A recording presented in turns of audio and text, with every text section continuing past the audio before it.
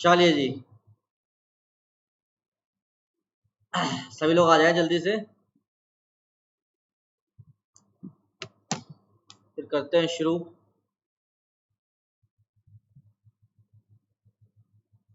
Aditya Garg, Aditya, any, Anshika, दिव्यम, प्रियाशा, रोहित, सचिन, शिवम और आर्यन। बेटा आर्यन आपने टेस्ट नहीं दिया इस बार संडे वाला? आर्यन जी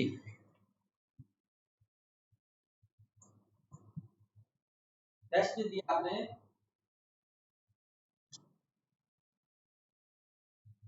क्या?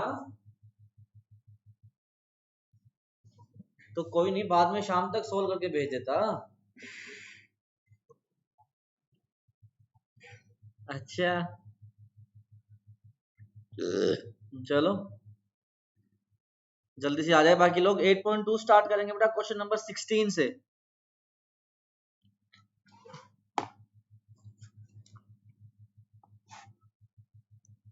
बहुत गर्मी है यार सेक्टर में, अब लाइट आई है सुबह से।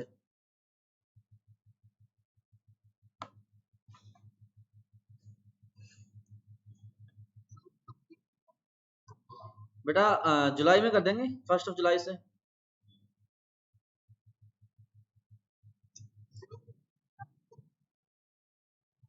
वही डिस्कस करेंगे, चिंता ना करो, डिस्कस करेंगे।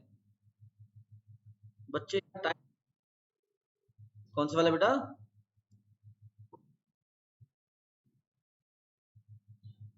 वो भी हो सकता है, नॉट अ बिग इशू। सुबह बेटा बच्चों के स्कूल खुल जाएंगे ना, समस्या ये है।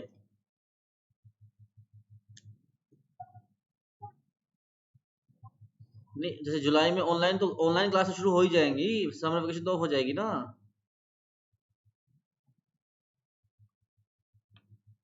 चलो स्टार्ट करते हैं डिस्कशन, बच्चे साथ साथ जुड़ते रहेंगे। 8.2 का बेटा क्वेश्चन नंबर 16, 17, 18, 19, 20, 21, 22। बेटा 19 के मेरी बुक में दो ही पार्ट है, फोटो भेज दो फटाक से। आज भी दिवित आज भी नहीं आया। दिव्यम तो आया हुआ है। हन्नी आ गई। अंशिका भी आ गई। शाबाश ईशिका। चलो, तो आपका 19 के बाद 20, 21, 22, 23, 22 डाउट है, सभी का डाउट होना भी चाहिए ये। देखो बेटा आपका y दिया गया है, y is equal to cos of x plus y, ये बेटा क्वेश्चन है आपका। अब उसने कहा कि find the equation of tangent that are parallel to this line. तो बेटा आपका x plus 2y equal to 0 है। मुझे कोई इस लाइन का स्लोप बताएगा क्या? इसका स्लोप क्या है? यस, इसका इसका स्लोप आएगा बेटा आपका -1/2। तो सिंस अगर टेंजेंट इसके पैरेलल है तो स्लोप सेम आएगा, तो इसको डिफरेंशिएट किया तो y dash equal to cos का डेरिवेटिव क्या आ जाएगा? Minus sine x plus y. और बेटा आपका साइन x का डेरिवेटिव 1 और y डैश का डेरिवेटिव y का डेरिवेटिव y डैश। अब हमें पता है कि आपका स्लोप ऑफ टेंजेंट जो है वो आपका dy बाई dx के इक्वल होता है। तो मैंने क्या किया, मैंने बेटा dy बाई dx की वैल्यू पुट कर दी -1/2, क्योंकि टेंजेंट इसके पैरेलल है। तो टेंजेंट का स्लोप -1/2, टेंजेंट का स्लोप डेरिवेटिव के इक्वल। इतनी बात समझ आ गई? तो बेटा आपका y डैश की वैल्यू -1/2 आ जाएगी। ठीक है जी। देखो बेटा मैंने पहले तो इसको डिफरेंशिएट कर दिया, तो y dash equal to minus of sine x plus y, और इसका डेरिवेटिव आ जाएगा 1 प्लस वाई डैश। फिर मैंने कहा कि सिंस टेंजेंट इसके पैरेलल है तो इस लाइन का स्लोप जो है वो टेंजेंट के स्लोप के इक्वल आएगा। तो टेंजेंट का स्लोप आपका आ गया -1/2। फिर आपको मैंने पढ़ा रखा है इस चैप्टर में कि टेंजेंट का स्लोप जो है वो dy बाई dx के इक्वल होता है। तो आपके y डैश की वैल्यू क्या पुट कर दोगे आप? -1/2। तो आपका ये सब्स्टिट्यूट करने के बाद क्या आ जाएगा? -1/2 is equal to minus of sine of x plus y into 1 -1/2। 1 -1/2, 1/2, minus से माइनस कैंसिल। आगे चलते हैं, तो बेटा क्या बन जाएगा आपका 1/2 is equal to sine of x plus y into 1/2, 1/2 से 1/2 कैंसिल, आपका बेटा sine of x plus y कितना आ जाएगा, sine of x plus y 1 आ जाएगा। तो अगर आपका sine of x plus y बेटा 1 है तो बेटा आपका cos of x plus y 0 आएगा, क्योंकि जिस एंगल पे साइन 1 होता है उस एंगल पे कोस 0 होता है। यस और नो?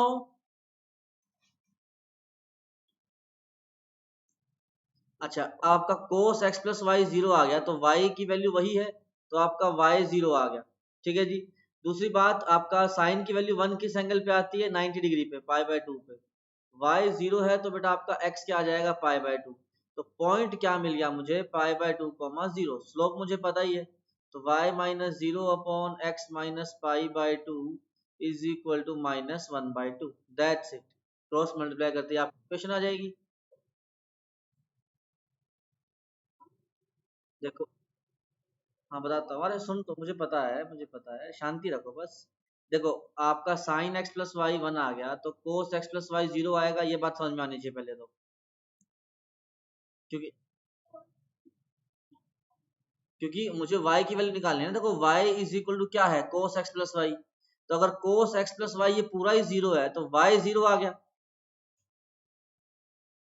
ठीक है, अब y 0 आ गया तो अब यहाँ से आप ये कमेंट भी कर सकते हो कि अगर आपका साइन एक्स प्लस वाई 1 है तो बेटा आपका x प्लस वाई 90 डिग्री है।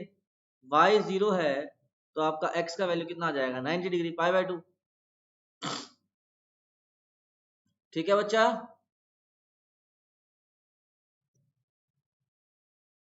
अरे तो y को 0 रख दो ना।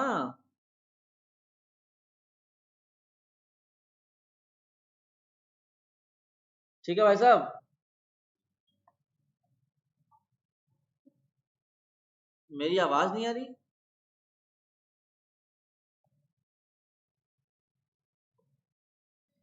Find the equation of normal to the curve. ठीक है, which are perpendicular to this line. अच्छा जी, देखो बेटा, आपको y दिया गया है बेटा, आपका y क्या है, x प्लस 1/x। अच्छा जी, डिफ्रेंशिएट करेंगे तो dy बाई dx कितना आ जाएगा आपका, 1 माइनस 1/x स्क्वायर। ठीक है बेटा, माइक ऑफ रखो अपना। ये आपका स्लोप ऑफ टेंजेंट होता है, तो आपका स्लोप ऑफ टेंजेंट कितना आ गया, -1/x²। अच्छा, तो आपका स्लोप ऑफ नॉर्मल कितना आएगा, -1, और इसका रेसिप्रोकल वो आएगा 1 माइनस 1/x²। इतनी बात ठीक है सभी के लिए? ये तो स्टैंडर्ड थ्योरी है जो मैंने पढ़ाई है। ठीक है, अब उसने कहा है कि मुझे इक्वेशन ऑफ नॉर्मल निकालनी है which is perpendicular to this line. अब मैंने कहा -3x minus 4y plus 7 equal to 0। मुझे कोई इस लाइन का स्लोप बताएगा, स्लोप क्या है इस लाइन का, 3/4। ठीक है, अब इसके परपेंडिकुलर लाइन का स्लोप क्या आएगा, -4/3। क्या इतनी बातें सभी के लिए क्लियर है? अंशिका, इशिका, हन्नी, प्रियाशा, शाबाश। अच्छा, अब क्योंकि क्वेश्चन ने कहा है कि नॉर्मल जो है इसके परपेंडिकुलर है, तो परपेंडिकुलर स्लोप जो है वो नॉर्मल का स्लोप बन गया। नॉर्मल का स्लोप मेरे पास क्या है, -1/1 minus 1/x²। That is equal to -4/3। Minus से माइनस कैंसिल, क्रॉस मल्टीप्लाई कर दो, 3 इज इक्वल टू, यह आ जाएगा आपका 4 इंटू 1 - 1/x²। तो यह आ जाएगा 3 is equal to 4 minus 4/x²। ये आपका 3 माइनस 4 बताएंगे बेटा, बिल्कुल हन्नी, बिल्कुल बताएंगे। ये 3 माइनस 4 आपका आ जाएगा -1 is equal to -4 divide by x²। Minus से माइनस कैंसिल, आपका x² 4 आ गया। तो आपकी x की दो वैल्यूज आ जाएंगी। यहाँ से अगले पेज पे करते हैं। देखो बेटा, आपका x² अगर 4 आ गया तो आपके x की दो वैल्यू आएंगे, 2 या फिर -2। इतना ठीक है बेटा आदित्य? अच्छा जी, अगर आप x, एक मिनट बेटा, एक मिनट, x को 2 रखोगे तो 2 प्लस 1/2 5/2 आएगा, और x को अगर -2 रखोगे तो -2 माइनस 1/2 -5/2 आएगा। यहाँ से पॉइंट आएगा 2, 5/2। यहाँ से पॉइंट आएगा -2, -5/2। चलो जी, अब देख लो पिछली स्लाइड। क्या बात, बड़ी खुशी की बात है, बड़ी खुशी की बात है, ये रिजेक्ट हो जाएगा अगर x पॉजिटिव गिवन है, तो बड़ी खुशी की बात है। तो केवल ये वाला पॉइंट आएगा। तो आपका y minus 5/2 upon x minus 2 is equal to slope of normal that is -4/3। तो क्या यहाँ तक बात समझ में आ गई सभी को?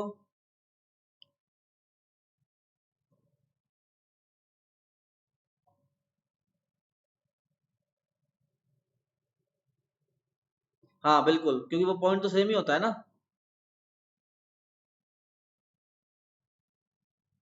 ठीक है जी, चलिए अब ये हमारा कौन सा क्वेश्चन था? ये हमारा था 19 का थर्ड पार्ट। अब आते हैं हन्नी का डाउट है 17 का फर्स्ट पार्ट।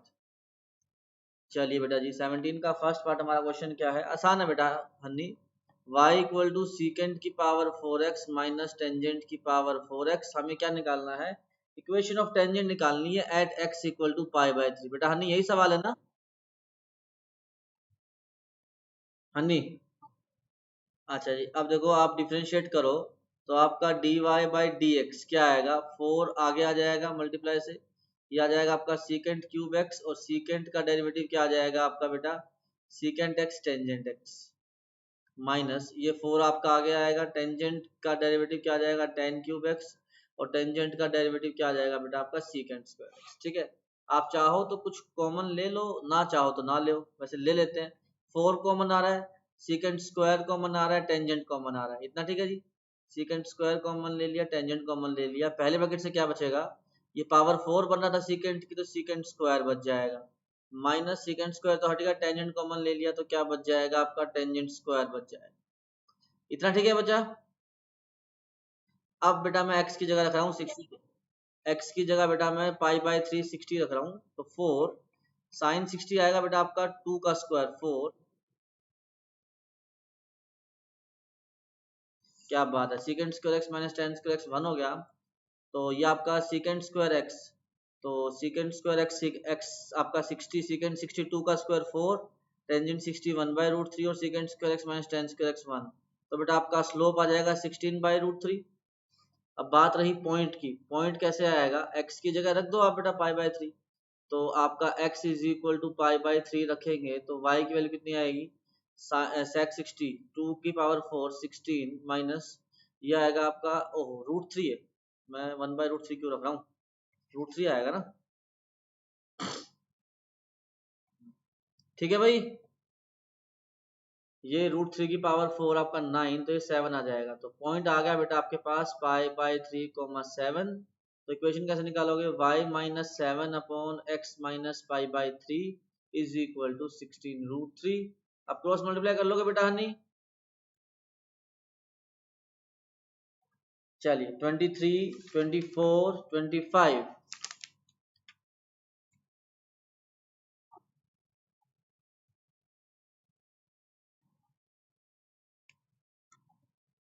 हाँ हाँ बेटा बिल्कुल, y में रखेंगे ना। हाँ जी, एनी बेटा होमवर्क किया था?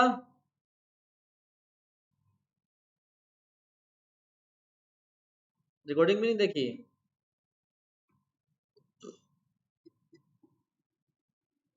बेटा यूट्यूब पे अपने चैनल पे है रिकॉर्डिंग।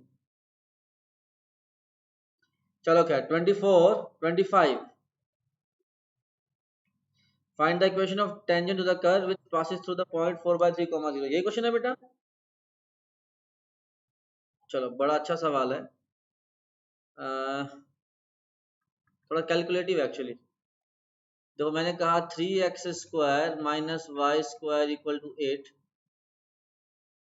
इस इक्वेशन के, इसमें पता है क्या पासिस थ्रू लिखा हुआ है, मतलब जो 4/3, 0 जो है ना, वो पॉइंट ऑफ टेंजेंसी नहीं है बेटा। तो मतलब हम लोग डिफरेंशिएट करके x की जगह 4/3 और y की जगह 0 नहीं रख सकते स्लोप निकालने के लिए। तो अब क्या करना पड़ेगा? देखो मैंने कहा कि इसका ग्राफ मान लो कुछ ऐसा आएगा, रफ सा स्केच। मैंने कहा कि इसके किसी पॉइंट पे लाइन टेंजेंट है, और वो टेंजेंट जो है वो किसी दूसरे पॉइंट से पास करती है जो दिया गया है 4/3, 0। पॉइंट ऑफ टेंजेंसी नहीं दिया गया है, इस बार ही उसको a, b मानूंगा। इतनी बात समझ में आई क्या? कि 4/3, 0 is not the point of tangency.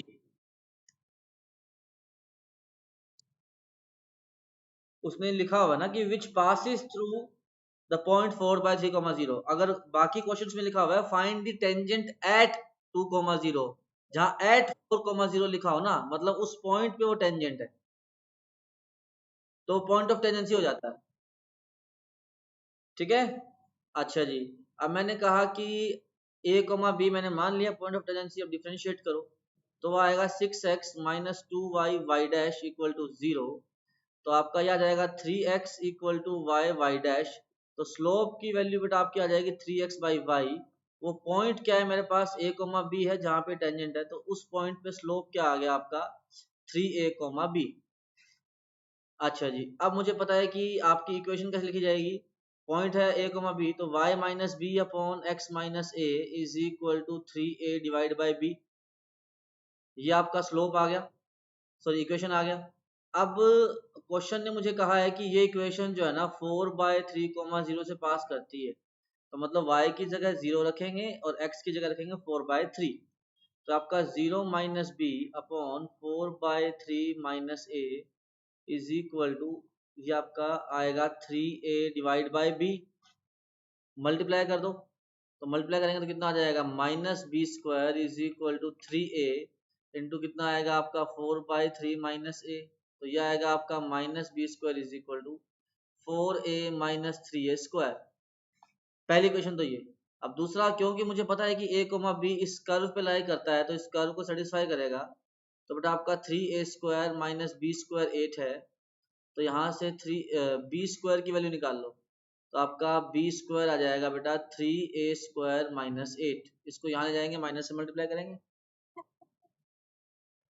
अच्छा चलो, बहुत अच्छी बात है, अगर इतना तेज दिमाग चल रहा है तो बड़ा अच्छा लग रहा है मुझे सुन के। तो बी स्क्वायर सही बात बता रही है आपकी, बी स्क्वायर की वैल्यू पुट करेंगे तो वो आपका बन जाएगा बेटा 8 minus 3a square is equal to 4a minus 3a square. तो माइनस 3a स्क्वायर से minus 3a square cancel, a की वैल्यू 2 आ जाएगी। a की वैल्यू 2 आ गई, तो आप b की वैल्यू यहाँ से निकाल सकते हो। तो 3 इंटू 4 12 माइनस 8 4, तो b की वैल्यू आपकी क्या आएगी बेटा, 2 भी आ सकती है माइनस 2 भी आ सकती है। इतना ठीक है भाई।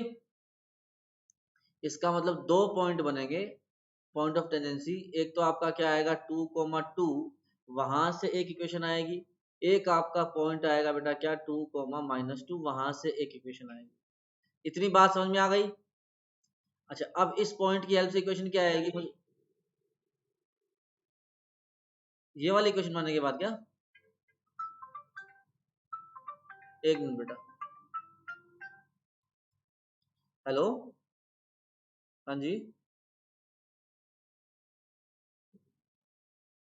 अच्छा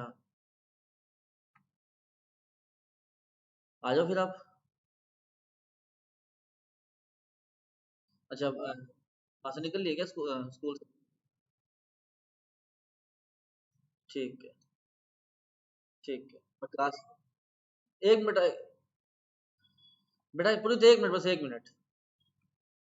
हाँ जी, बीकानेर बीकानेर। ठीक है, ओके, अरे क्लास में हूँ मैं। हाँ, हाँ बेटा पुनीत।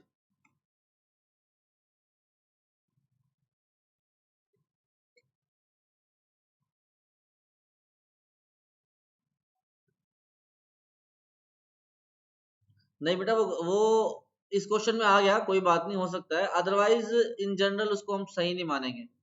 जो इसका एक्चुअल तरीका है, जो इसका सही तरीका है सोल्व करने का, वो यही है जो बता रहा हूँ मैं। वो इन केस इस क्वेश्चन में हो गया, वो एक अलग चीज है। तो देखो, देखो बेटा शिवम, ये आपकी पहली क्वेश्चन, हाँ वही रिपीट कर रहा हूँ। मैंने पहली बात तो ये समझा है कि 4/3, 0 पॉइंट ऑफ टेंजेंसी नहीं गिवन है। ये क्वेश्चन बहुत ध्यान से समझ लो, एग्जाम में आने के बहुत हाई चांसेस है इसके, इसलिए इसको मैं बड़े प्यार से बता रहा हूँ कि आपका 4/3, 0 जो है वो पॉइंट ऑफ टेंजेंसी नहीं है। ये बात समझ में आनी चाहिए, क्योंकि उसने कहा है कि tangent passes through this point, पहली चीज।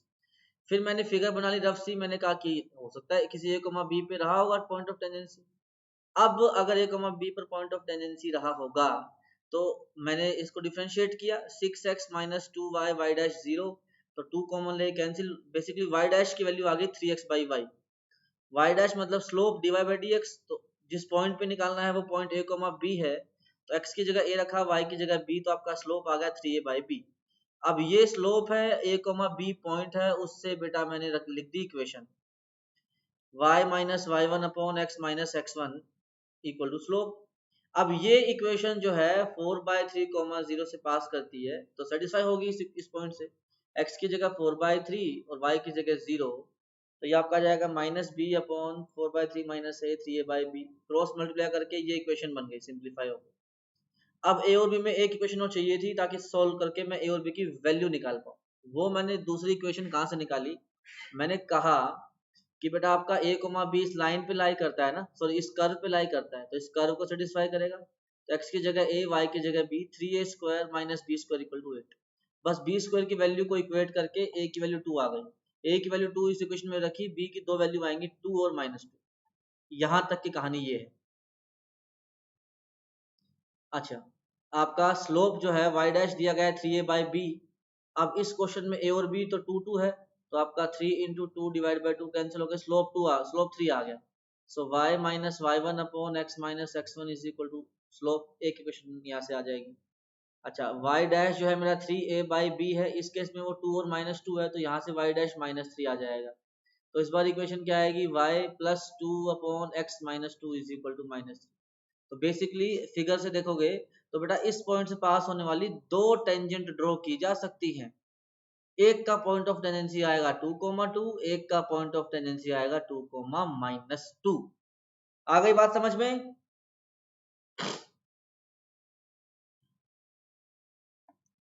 हाँ भाई, आदित्य, एनी, अंशिका, प्रियाशा, हन्नी, दिव्यम बेटा, आर्यन लावत, रोहित, सचिन। आज बाकी यार बच्चे बड़े कम आए आज यार, मंडे के हिसाब से क्या बात, बच्चे कहाँ बिजी हैं आज?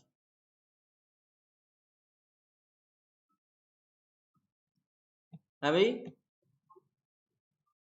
बस कर ही रहे होते हैं। कहाँ चले गए?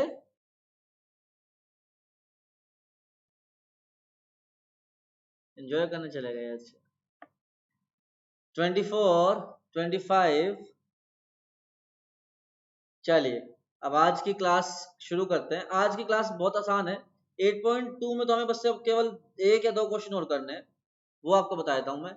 एक बेटा आपको ये बात समझनी है, orthogonal curves.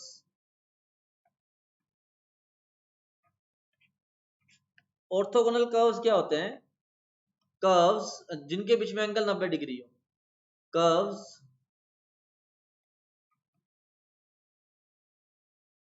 Which are at right angle to each other. जो कर्व का बीच जो जिन दो कर्व के बीच में एंगल 90 डिग्री है उनको ऑर्थोगोनल कर्व्स कहा जाएगा। कैसे, क्या कहानी है? मैंने कहा मान लो बेटा एक कोई कर्व है जिसकी ऐसी शेप है और दूसरा एक कर्व है जिसकी ऐसी शेप है। अब उसने कहा कि चेक करो या प्रूव करो कि ये ऑर्थोगोनल कर्व्स है। तो बेटा क्या करेंगे, दो कर्व के बीच में एंगल कैसे निकालेंगे? जो उनका पॉइंट ऑफ इंटरसेक्शन है ना, पहले वो निकाल लो। ठीक है, फिर उस पॉइंट ऑफ इंटरसेक्शन पर पहले कर्व के लिए टेंजेंट का स्लोप निकालो और फिर दूसरे कर्व के लिए टेंजेंट का स्लोप निकालो। मान लो ब्लू वाले कर्व के लिए टेंजेंट का स्लोप m1 आता है और ग्रीन वाले कर्व के लिए टेंजेंट का स्लोप m2 आता है। टेंजेंट का स्लोप कैसे आएगा? dy/dx निकाल के। इतनी बात ठीक है। अगर बेटा इन दोनों टेंजेंट, बताऊंगा बताऊंगा मैं। मान लो हमारे पास, जैसे यूं मान लो बेटा कोई भी दो कर्व है, y equal to sine x और y equal to cos x, दो सिंपल से कर्व है। ठीक है, उसने कहा चेक करो कि ये दोनों कर्व अपने पॉइंट ऑफ इंटरसेक्शन पर ऑर्थोगोनल है या नहीं है। तो सबसे पहले तो इनका पॉइंट ऑफ इंटरसेक्शन निकालना पड़ेगा। बेटा वो हमें दिख रहा है कि x इज इक्वल टू पाई/4 पे आ जाएगा, पाई/4 1/√2। इतनी बात ठीक है? यस और नो? अरे बात समझ में आ गई क्या?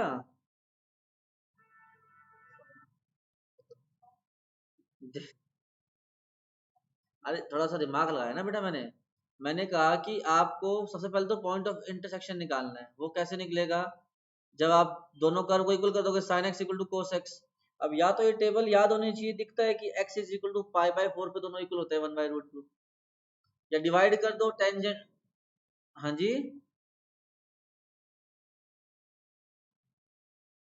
अरे मैं एग्जाम्पल के बता रहा हूँ, कोई एग्जाम्पल के तौर पे मान लो दो कर्व दिए हैं साइन एक्स और कोस एक्स,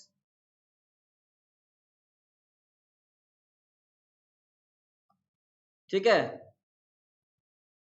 अब यहां से वो पॉइंट आ गया, आपका x की वैल्यू पाई/4 आ गई, y की वैल्यू साइन को पाई/4 रखेंगे 1/√2 आ जाएगी। अब हमारा सवाल है कि चेक करो कि ऑर्थोगोनल है नहीं है। तो मैं क्या करता हूँ बेटा, मैं दोनों कर्व के लिए टेंजेंट का स्लोप निकालता हूँ। अब टेंजेंट का स्लोप जो है वो dy/dx के इक्वल है, मैं पढ़ा चुका हूँ। तो इसका डेरिवेटिव क्या आ जाएगा आपका cos x, जिसको कि मैंने बोल दिया let us suppose m1। x को रखोगे पाई/4 तो आ जाएगा 1/√2। अच्छा आपका m2 जो है वो भी आ जाएगा, आपका cos का डेरिवेटिव कितना आएगा माइनस साइन एक्स। एक्स को रखोगे पाई/4 वो कितना आएगा -1/√2। अब अगर स्लोप का मल्टीप्लाई m1 m2 -1 होता है तब तो उसको हम लोग क्या कह देते हैं, परपेंडिकुलर। और परपेंडिकुलर हो गया तो वो कर्व कैसे हो जाएंगे, ऑर्थोगोनल। अगर m1 m2 की वैल्यू -1 के अलावा और कुछ भी आ गई तो हम लोग उस पर क्या कमेंट कर देंगे कि नॉन ऑर्थोगोनल कर्व्स। तो ये बात समझ में आ गई कि अब जैसे इस एग्जांपल में ये जो कर्व है ये कैसे है आपके। हाँ जी। हाँ अगर बिल्कुल, अगर आपका m1 इक्वल टू m2 आ गया तो पैरेलल कर्व नहीं बोलेंगे, उसमें ये बोलेंगे कि वो कर्व जो है ना वो टच करते हैं एक दूसरे को, जैसे ये वाला।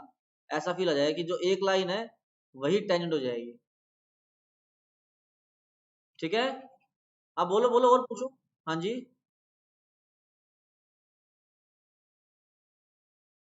बेटा क्योंकि मुझे पहले पॉइंट ऑफ इंटरसेक्शन निकालना है ना, मैंने बताया ना कि पॉइंट ऑफ इंटरसेक्शन पर दोनों के टेंजेंट के स्लोप निकाले जाते हैं। पॉइंट ऑफ इंटरसेक्शन कैसे आएगा, जब दोनों पॉइंट मीट करेंगे दोनों पॉइंट, वो पॉइंट सेम हो गया ना। बिल्कुल बेटा दिव्यम सही कह रहे हो। अब आ गई बात सभी को समझ में। हन्नी, शिवम। हाँ जी।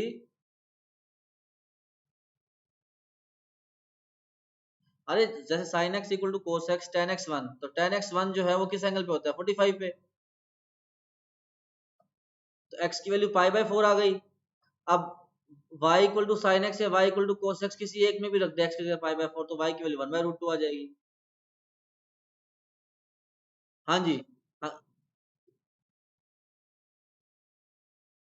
हाँ बिल्कुल, तभी तो डिफरेंशिएट करने से तो फंक्शन आएगा, डिफरेंशिएशन की वैल्यू निकालने के लिए x तो रखना पड़ेगा ना। ठीक है। चलिए जी। तो अगला क्वेश्चन करते हैं। क्वेश्चन करें अब। अ, आप ये करो।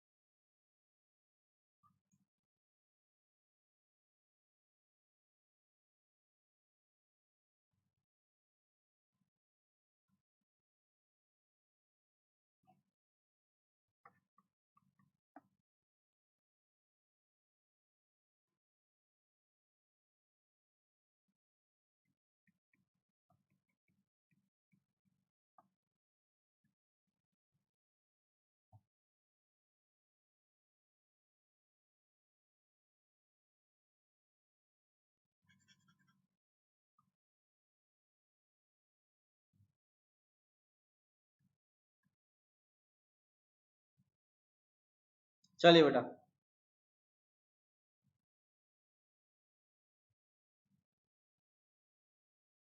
X square is equal to 9p into 9 - y।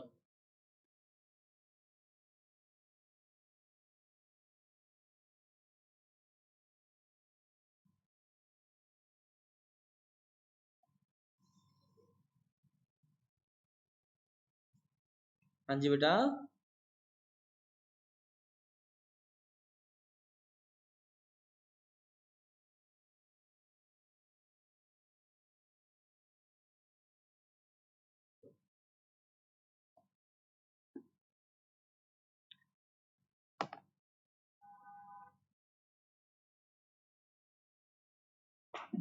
अभी बाकी इंस्टीट्यूट का कुछ मालूम चला क्या कब शुरू हो रहा है ऑफलाइन?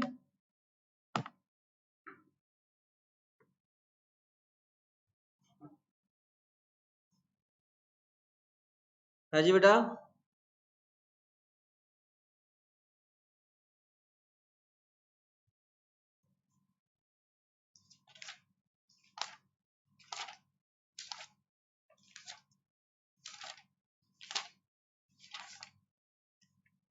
मेरा मन था आज 8.3 स्टार्ट करूं मैं, जो कि मैं करूंगा।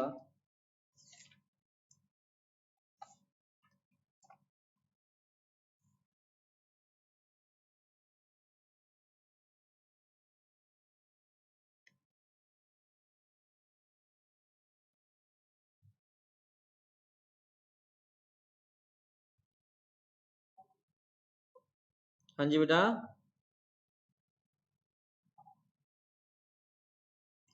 मेरा तो प्लान वही जुलाई, 1 जुलाई से है बेटा।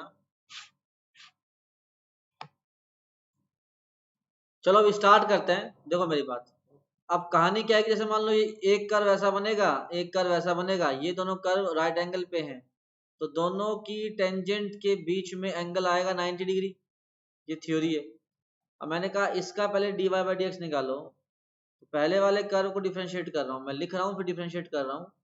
X square is equal to 9p into 9 - y। Differentiate करेंगे तो 2x is equal to 9p, तो मल्टीप्लाई में एज इट इज 9 - y का डेरिवेटिव क्या आ जाएगा, y डैश। तो यहाँ से y डैश की वैल्यू क्या आ रही है, -2x by 9p। This is my m1। इतनी बात समझ आ गई क्या? अच्छा, दूसरा हमारे पास इक्वेशन क्या है, x square is equal to p into y plus one. Differentiate करेंगे तो 2x is equal to p, multiply में है y प्लस वन का डेरिवेटिव y डैश। तो यहाँ से आपका y डैश की वैल्यू आ जाएगी बेटा 2x बाई पी, जो है आपका m2। अब अगर ये राइट एंगल पे हैं तो आपका m1 m2 should be equal to -1। ये तो स्टैंडर्ड थ्योरी है भाई। एनी, आदित्य, पुनीत, रोहित, शिवम, सचिन। चलिए बहुत बढ़िया। m1 क्या है मेरा, -2x/9p, तो -2x/9p। और ये कितना है आपका 2x/p is equal to -1, minus से minus cancel, 2 into 2 4, x square equal to 9p square. अच्छा जी। अब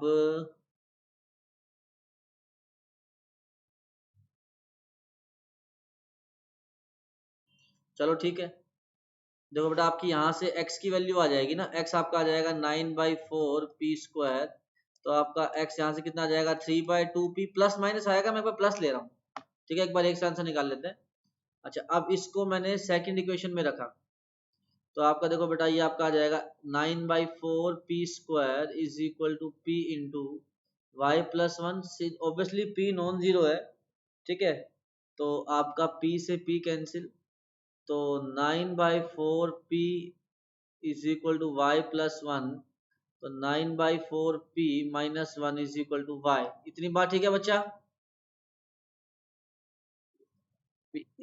ये जो एक्स स्क्वायर की वैल्यू है मैंने सेकंड इक्वेशन में रख दी, अब फर्स्ट में भी रख रहा हूँ। तो फर्स्ट में रखोगे तो देखो कितना आएगा आपका 9p² by 4 is equal to 9p into 9 - y। तो 9 से 9 कैंसिल, p से p कैंसिल, तो आपका p/4 is equal to 9 - y। तो y को इस तरफ ले जाओ, तो y की वैल्यू क्या आएगी, 9 - p/4। अब दोनों y तो सेम ही आएंगे, ठीक है जी, क्योंकि पॉइंट ऑफ इंटरसेक्शन तो एक ही है ना। तो y को इक्वेट कर दो। y हमारे पास क्या क्या है, 9/4p minus one is equal to p minus 9/4। y एक तरफ और p एक तरफ, तो p को लेफ्ट हैंड साइड लेके आया मैं, 9p/4 प्लस p/4। और ये आएगा आपका 9 + 1, 4 एलसीएम लेंगे तो 10p इज इक्वल टू 10, 10 से 10 कैंसिल, p की वैल्यू सिंपल क्या आ जाएगी हमारी, 4 आ जाएगी। ठीक है, चलिए कुछ पूछना है तो पूछो वरना आगे चलते हैं।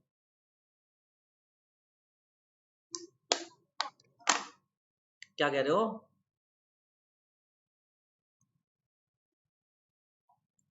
आप एक्चुअली x की वैल्यू मैंने यूज नहीं करी ना, आप डायरेक्टली एक्स स्क्वायर को यूज कर रहा हूं मैं दोनों इक्वेशन में, एक्स को यूज ही नहीं किया।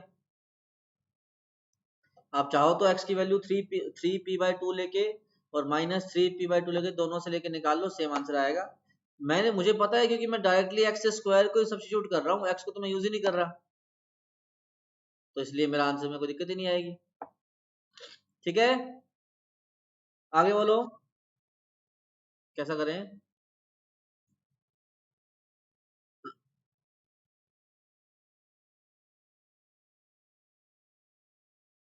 हाँ वो एक, हाँ ठीक है, वो एक ही बात है, एक ही बात है बेटा, वो एक ही बात है। ठीक।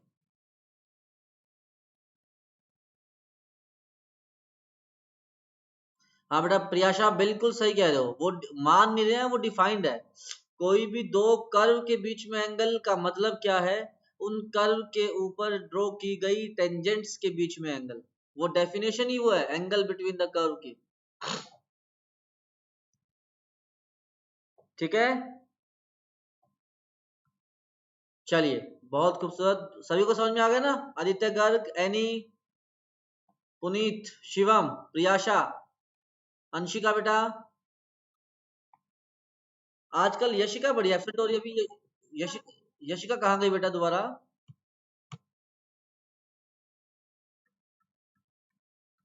प्रियाशा जी, एक मिनट बेटा।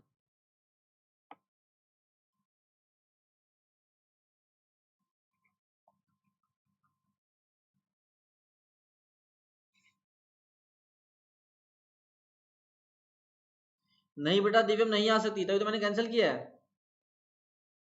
अब तुम्हारा सवाल ये होना चाहिए क्यों नहीं आ सकती।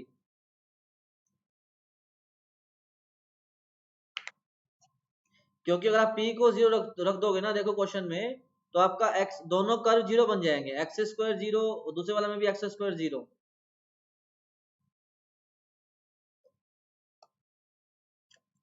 इस चलिए जी, अब आगे की पढ़ाई शुरू करते हैं। हेडिंग लगाओ, इंक्रीजिंग एंड डिक्रीजिंग फंक्शन, इसके बारे में हमें बात करनी है। नई मीटिंग बनाऊंगा मैं, उसको ज्वाइन कर लेना। अब एक बात देखो बेटा, इसका सेंस क्या है। जैसे मैंने कहा कि मैं एक ग्राफ बनाता हूँ आपके सामने, ये ग्राफ बनाता हूँ, मुझे बताओ बेटा ये ग्राफ आपका इंक्रीजिंग ग्राफ है डिक्रीजिंग ग्राफ है? हाँ ये फील हो रहा है सबको ना कि ये इंक्रीजिंग ग्राफ है, सबको फील होना चाहिए, ठीक है ना। It is the increasing function. अब इसकी मैथमेटिकल डेफिनेशन क्या है इंक्रीजिंग फंक्शन की, कि बेटा जी अगर आप x में इंक्रीज करो तो y में भी इंक्रीज होना चाहिए। तो अगर ऐसा हो जाता है तो ऐसे ग्राफ को हम लोग क्या कह देते हैं, आपका इंक्रीजिंग ग्राफ। अब इंक्रीजिंग ग्राफ के लिए वो सदा सदा के लिए इंक्रीजिंग होना चाहिए। ठीक है, इन बातों को मैं लिखवाऊंगा, लेकिन फिलहाल समझो एक बात। अब मान लो आपके पास ये ग्राफ है, अब ये ग्राफ मुझे कोई बताएगा कि इंक्रीजिंग ग्राफ है डिक्रीजिंग ग्राफ है? हाँ, क्योंकि इसमें अगर आप x की वैल्यू को इंक्रीज कर रहे हो तो आपके फंक्शन की वैल्यू डिक्रीज कर रही है ना। देखो कि पहले यहाँ थी, फिर यहाँ आ गई, फिर यहाँ आ गई। तो इंक्रीजिंग ग्राफ को बेसिकली बेटा मैं हमेशा अपर एरो से डिनोट करूंगा। मतलब अगर मैं लिखूं कि F x is a increasing function, तो मैंने अगर ये लिख दिया एफ एक्स के आगे, तो मतलब मैं ये कहना चाह रहा हूँ कि it is a increasing function. ठीक है, और अगर मैं डिक्रीजिंग लिखना चाहता हूँ तो उसको ऐसे लिख देता हूँ। तो इतनी बात समझ में आ गई इंक्रीजिंग और डिक्रीजिंग के बारे में, कि what is increasing what is decreasing और उसको कैसे हम लोग डिनोट करेंगे। इतनी बात ओके है क्या? अरे हाँ है ना। देखो बेटा, आप सीधी सी बात समझो, एक सिंपल सी डेफिनेशन है कि अगर x में इंक्रीज करने से y में इंक्रीज होता है तो इंक्रीजिंग फंक्शन। x में इंक्रीज करने से y में डिक्रीज हो गया, नीचे आ गया ग्राफ, तो उसको क्या बोल देंगे, डिक्रीजिंग फंक्शन।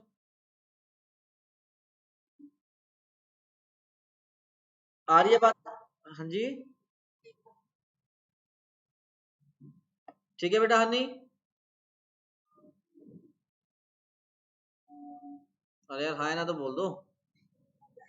अच्छा अब ये ग्राफ,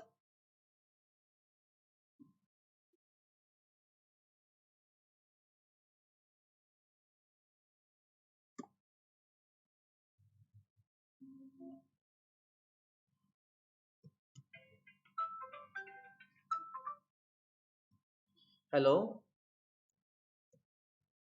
बस मिल गई। चलो, कुछ खा पी लिया था।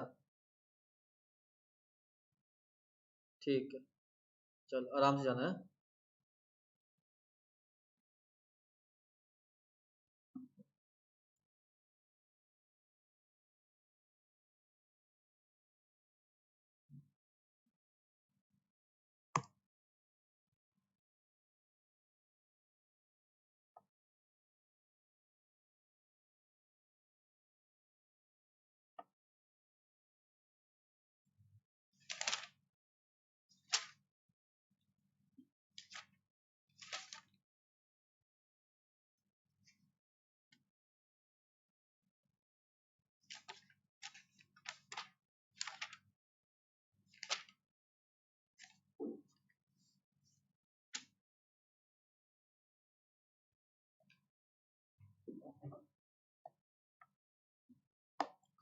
यार बच्चे बहुत कम आया, मेरा तो दिल टूट गया है बच्चों को देख के।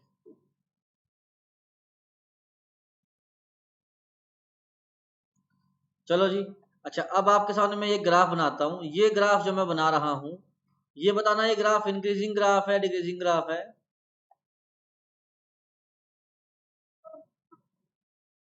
हाँ जी, हाँ, ये दोनों है, क्योंकि ये कुछ हिस्से में तो देखो इंक्रीज कर रहा है, यहाँ से यहाँ तो इंक्रीज कर रहा है, फिर ये कुछ हिस्से में डिक्रीज कर रहा है, फिर इंक्रीज कर रहा है। तो इस तरह के ग्राफ को कुछ नहीं कहते हैं। इंक्रीजिंग ग्राफ का मतलब क्या है कि जो थ्रू आउट इंक्रीजिंग हो, और डिक्रीजिंग ग्राफ का मतलब क्या है कि जो थ्रू आउट डिक्रीजिंग हो। इतनी बात समझ में आ गई। ये कौन सा ग्राफ है जो कुछ हिस्से में इंक्रीजिंग है, कुछ हिस्से में डिक्रीजिंग है। ये तीनों बातें समझ आ गई। चलो जी, अब बात करते हैं कंडीशंस की। बहुत सिंपल सी कंडीशन है, बहुत आसान सी कंडीशन। हाँ जी, बस दो लाइन तो लिख दूं। दो। यार तुम लोग चीज बस खा जाते हो, दो दो पिज्जा, वो तुम्हारे लिए हैवी नहीं होता है, दो लेक्चर तुम्हारे लिए हैवी हो गए।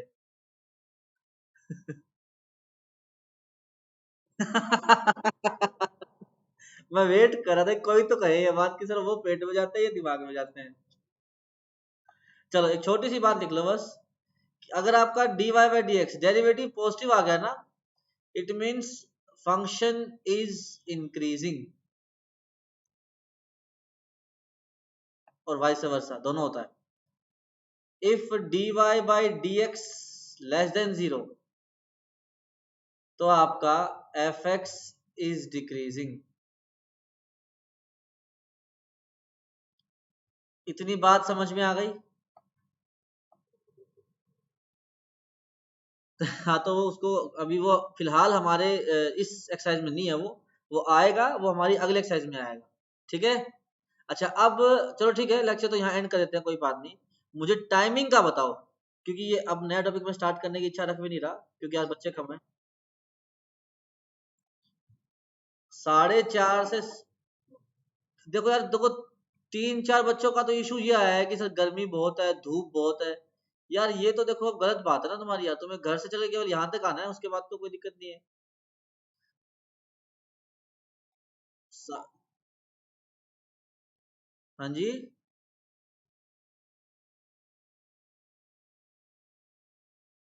बेटा शिवम, 5:30 से 6:30 में आपको दिक्कत आएगी। अच्छा।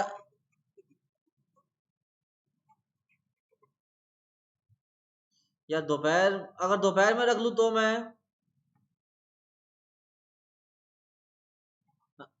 हाँ जी। दिव्यम, 3 से 5 अकाउंट और इको की होती है क्या? सेक्टर में होती है, बाहर होती है?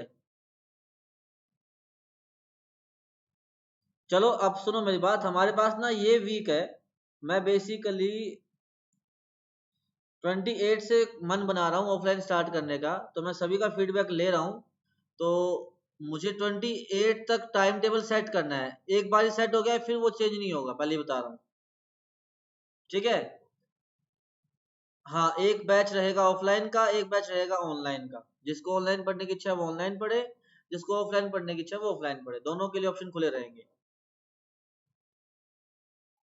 हाँ बिल्कुल, सिलेबस बिल्कुल एक एक क्वेश्चन सेम रहेगा, चिंता ना करो। ठीक है ना। तो मेरा जो फिलहाल दिमाग में सिनेरियो है, या तो बेटा मैं 4 से 5 करने वाला हूँ, या मैं 5 से 6 करने वाला हूँ। ठीक है ना, मेरा प्लान ठीक है बेटा। ठीक है, ठीक है, ठीक है, ठीक है, ठीक है, ठीक है। चलो फिर चलते हैं। Tata bye bye, see you, मिलते हैं। अरे homework, oh sorry sorry sorry, homework 8.2 complete.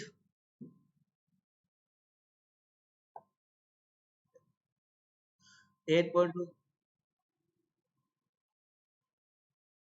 8.2 complete, ठीक है।